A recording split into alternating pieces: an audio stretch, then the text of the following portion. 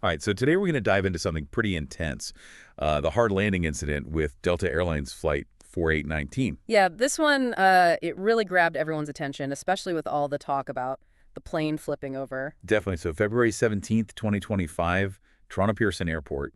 And we're working with the preliminary report from the TSB, Canada's safety investigators, plus some expert opinions that really add to the picture. And the goal here, as always, is to figure out not just the what, but the why, and even more importantly, what can we learn to prevent this kind of thing happening again? Exactly. So let's start with the basics.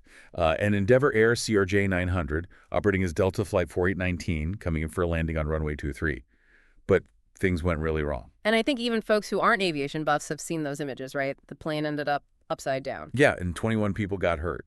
So we need to understand the chain of events. It wasn't just the hard touchdown. The right main landing gear actually fractured, the right wing detached, there was a fire, and then the plane flipped. Plus, there was that explosion near the left wing route after everyone had evacuated, which just adds another layer of mystery to this whole thing. They still don't know what caused it. Okay, so a lot to unpack there.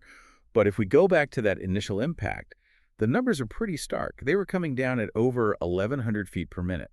Which, yeah, if you think about it, for a plane of that weight, a hard landing is usually considered to be around 600 feet per minute, so they hit the runway with almost double the force. Wow, that's just a huge amount of energy going straight down. And to make matters worse, the pitch of the aircraft was only 1 degree nose up.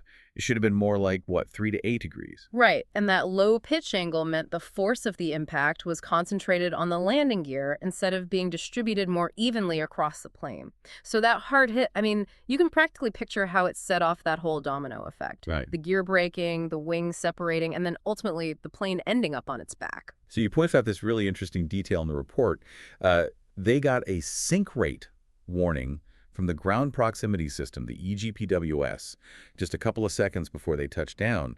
And at that point, they were only 50 feet in the air. Yeah, that's super concerning, right? I mean, getting a warning that late means either they suddenly started descending way too quickly or they were already descending too fast but didn't realize it until it was almost too late.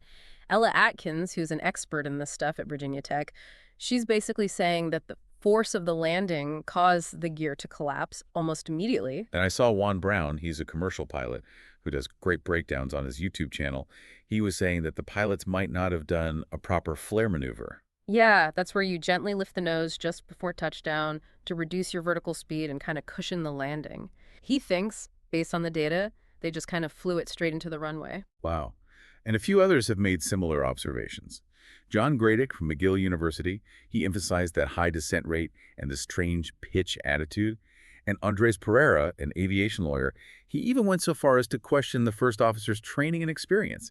He said, and I'm quoting here, that the plane was driven into the runway.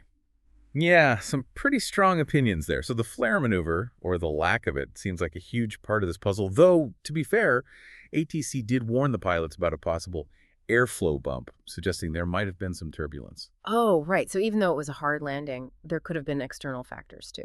Absolutely. And it's worth noting that the CRJ 900 has had its fair share of landing incidents in the past, hard landings, landing gear problems.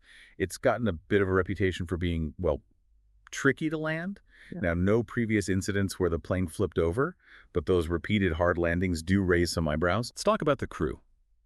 The captain, tons of experience overall, but hadn't flown a lot recently because he was doing instructor work. The first officer who was actually flying the plane had fewer hours overall, but had been flying more consistently in the days leading up to this. And their approach speed was a bit higher than what was recommended, probably because of the gusty winds. Right. So you've got a captain who's a bit rusty and a first officer who might still be building up their experience. And that higher approach speed, while it makes sense given the wind, just means more energy at touchdown. But what still bugs me is that late EGPWS warning.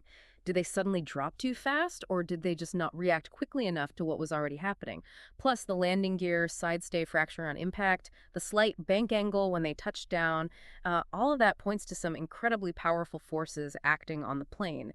And the fact that the landing gear strut bottomed out, meaning it was fully compressed, well, then have to do a metallurgical exam to see if there were any pre-existing issues with the materials. And then there's the wing detaching right at the root and the fire that started.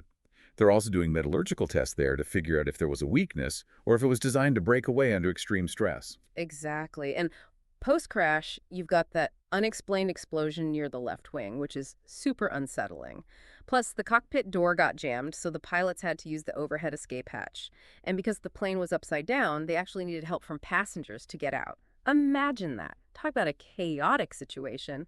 And for the passengers, evacuating a plane that's upside down is a nightmare. Yeah, people are hanging by their seatbelts, and some even got sprayed with fuel or fire retardant. Sounds terrifying. You mentioned some external factors that could have contributed to all this.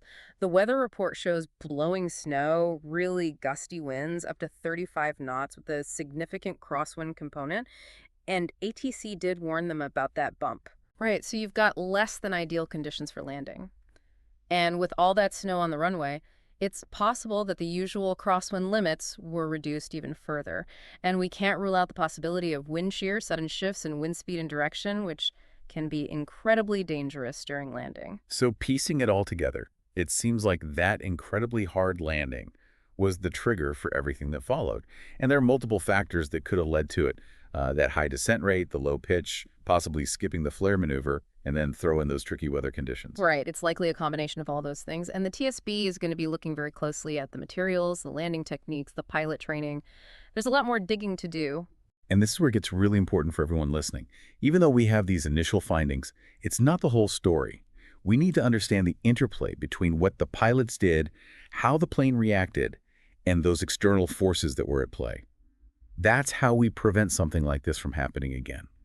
Thinking about it, we have the pilots, we have the aircraft, we have the environment. It really makes you wonder how we evaluate and manage risk in aviation, especially when things get tough.